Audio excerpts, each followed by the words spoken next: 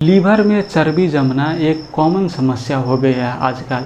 हम सब ओपीडी में डेली देखते हैं मरीज की अल्ट्रासाउंड रिपोर्ट में लिखा हुआ है grade 1 fatty liver, grade 2 fatty liver.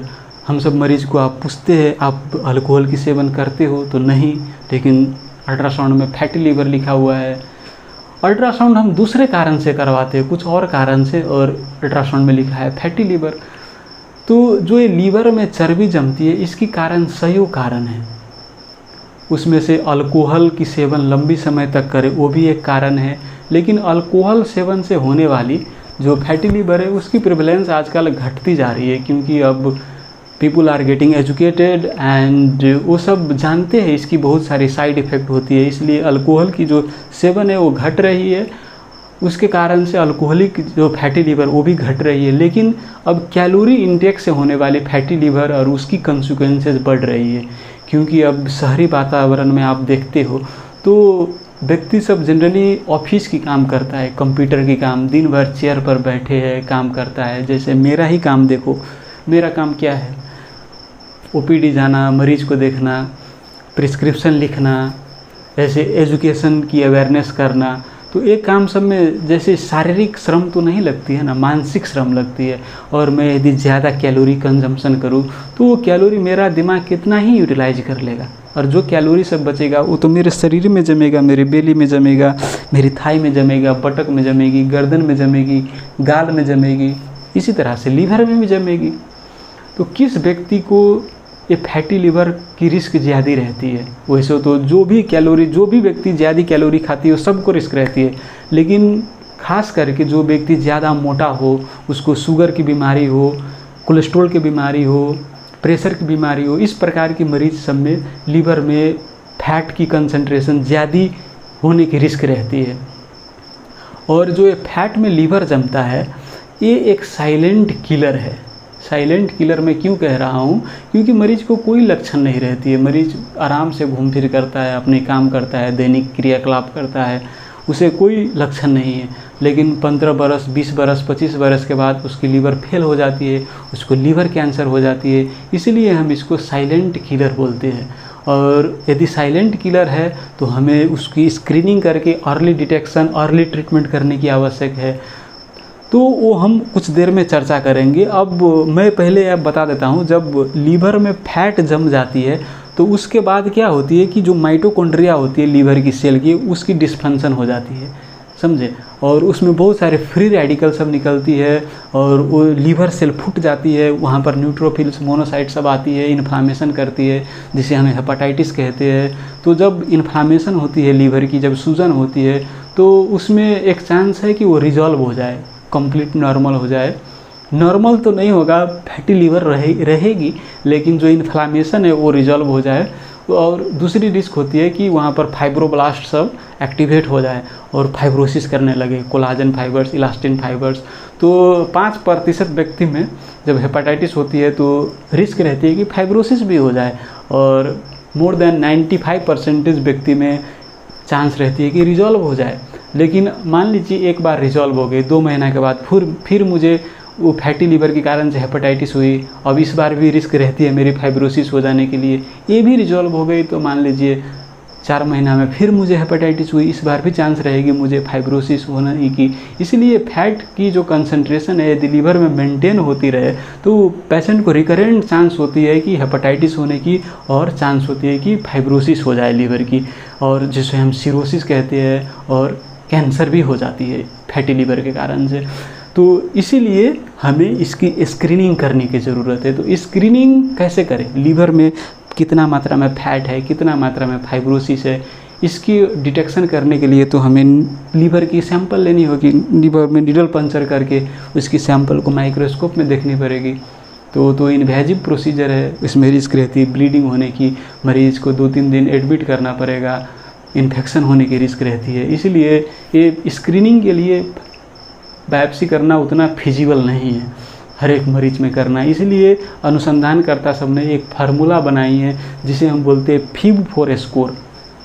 ये FIB-4 स्कोर में पेशेंट की एज इंटर की जाती है इस कैलकुलेटर में, और उसके बाद AST, ALT और प्लेटलेट। जब मरीज की उम्र बढ़ती जाती है तो फाइब्रोसिस की रिस्क भी बढ़ती जाती है। मरीज की EST ALT की मात्रा कम है, इसका अर्थ उसका लीवर सूख गया है। सूख गया है क्या मतलब फाइब्रोसिस हो गया है। और प्लेटलेट की मात्रा कम है, इसका अर्थ भी फाइब्रोसिस हो रहा है।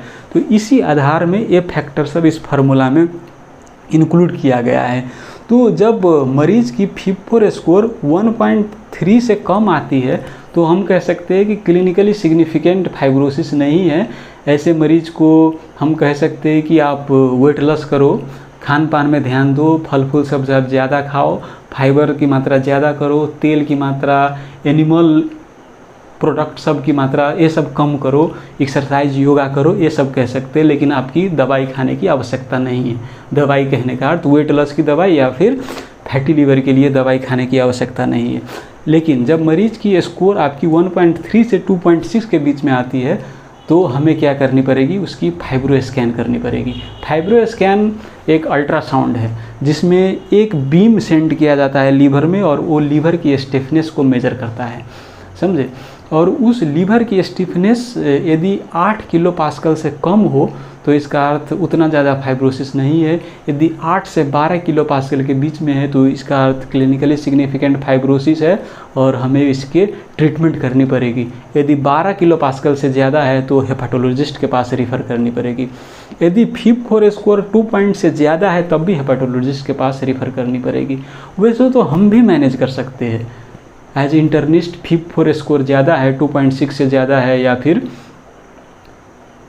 फाइब्रो स्कैन में 12 किलो पास्कल से ज़्यादा स्टिफनेस है तो we also can manage patients with drugs and follow up monitor.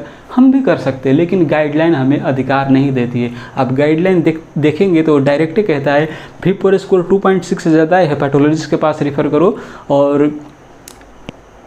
और किलो पास्कल में जो 12 किलो पास्कल से ज़्यादा है तो हेपाटोलॉजिस्ट के पास रेफ़र करो। तो हमारे जो प्रैक्टिस की जो लिमिटेशंस है, समझे, इसीलिए हमें जो गाइडलाइन कहती है उससे बाहर प्रैक्टिस नहीं करनी चाहिए क्योंकि इसकी लीगल कॉन्सिक्वेंसेज हो सकती है। तो कहने का अर्थ क्या हुआ कि FIB-4 स्कोर 1.3 से ज़्यादा हुई या फिर लीवर स्टिफनेस की मेजरमेंट 8 किलो पास्कल से ज़्यादा हुई तो मरीज को ट्रीटमेंट करनी पड़ेगी। और लीवर स्टिफनेस मेजर जो करते हैं हम फाइब्रो स्कैन, इसके अलावा हम MRI भी कर सकते हैं लीवर को। आई थिंक मैंने आपको ये बोला था, यदि आपकी सेंटर में MRI अवेलेबल नहीं है तो फाइब्रो स्कैन भी अच्छी टेस्ट है। फाइब्रो स्कैन से भी हम डिटेक्ट कर सकते हैं लीवर स्टिफनेस, लेकिन बायोप्सी हम जनरली नहीं करते हैं क्योंकि इसकी इन्वेजिव कॉम्प्लिकेशंस है। तो यहाँ पर आप देख सकते हो स्क्रीन में मैंने अपनी मरीज़ की जो OPD की मरीज़ की उनकी कुछ वैल्यू सब इसमें कैलकुलेटर में इंटर की थी और देख सकते हो पहली वाली मरीज़ की स्कोर आई है 1.34, तो 1.3 से ज़्यादा है तो इसको फाइब्रो स्कैन करनी पड़ेगी। दूसरी वाली मरीज़ की आई है 1.7 तो इसको भी फाइब्रो स्कैन करनी पड़ेगी। तीसरी मरीज की है 2.7 तो इसको डायरेक्ट हेपाटोलॉजिस्ट के पास रिफ़र करनी पड़ेगी।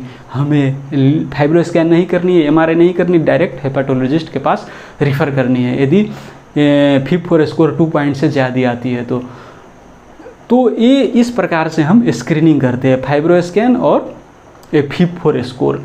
तो अब हम ट्रीटमेंट क्या करें इसमें, तो ट्रीटमेंट देखिए लाइफ स्टाइल मॉडिफिकेशन है।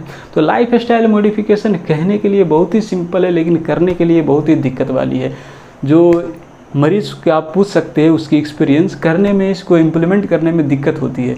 जो हैबिट बनी है फूड इनटेक की, टेस्टी फूड सबको उसको छोड़ने में, और जो हैबिट नहीं है एक्सरसाइज करने की वो नया हैबिट एडॉप्ट करने में दिक्कत होती है मरीज़ को। इसीलिए अब तो करनी है तो जैसे भी हम काउंसलिंग करके लाइफ स्टाइल मॉडिफिकेशन करवाते हैं और वेट लॉस करने के लिए बोलते हैं। यदि वेट लॉस अब लाइफ स्टाइल मॉडिफिकेशन से नहीं हो रही हो तो ड्रग से हम वेट लॉस करवाते हैं। आपकी फेंटरामिन टोपिरामिड की टैबलेट आती है, नाइट्रेक्सोन बुप्रीपियोन की टैबलेट आती है। इसी प्रकार से अभी ज़्यादा पॉपुलर है ट्रिजेपेटाइड और सेमाग्लूटाइड जिसकी आप वीकली इंजेक्शन ले सकते हो। छाला के नीचे जैसे इंसुलिन लेते हैं ना, वो पेनफुल नहीं होती है, हल्के ऐसे पंच करो और इंजेक्शन दे दो, तो इंसुलिन जैसे पेन आती है और वो इंजेक्शन आप ले सकते हो। तो लेकिन उसका डाउन साइड क्या है, बहुत ही कॉस्टली है, हर एक आदमी अफोर्ड नहीं कर सकता है। GLP-1 एगोनिस्ट वही एक डाउन साइड है, लेकिन दवाई अच्छी है। उसके बाद आपकी वेट लॉस कराने वाली ओरली स्टैट ड्रग है। तो ओरली स्टैट क्या करती है कि आपको फैट अब्जॉर्प्शन को घटा देती है, जीआई ट्रैक को, और जितने भी फैट आप खाते हो आपकी स्टूल से वो निकल जाती है और आपके शरीर में फैट अब्जॉर्प्शन नहीं हो पाती है।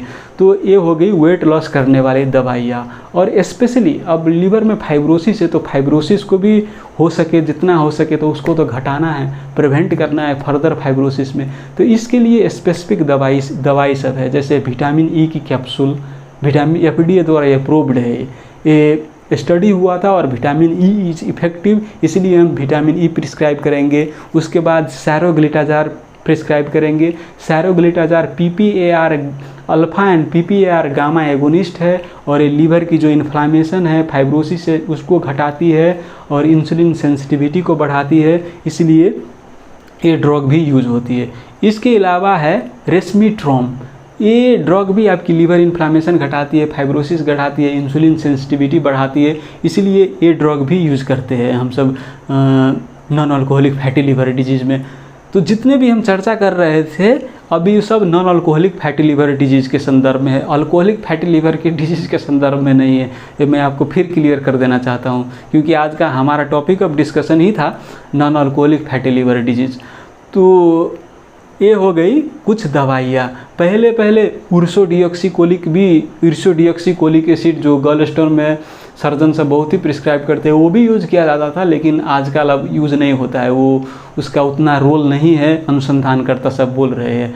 अब ऐसे दवाई हम जब स्टार्ट करते हैं मरीज को, तो हमें रेगुलरली 2 महीना 3 महीना में फॉलोअप के लिए बुलाना पड़ता है और देखना पड़ता है उसकी फाइब्रोसिस कितनी कम हुई, फिर स्क्वायर फिर कैलकुलेट करेंगे, लीवर स्टिफनेस को हम फिर मेज़र करेंगे। इसी तरह से हम पेशेंट को रेगुलरली फॉलोअप करेंगे और मॉनिटर करेंगे।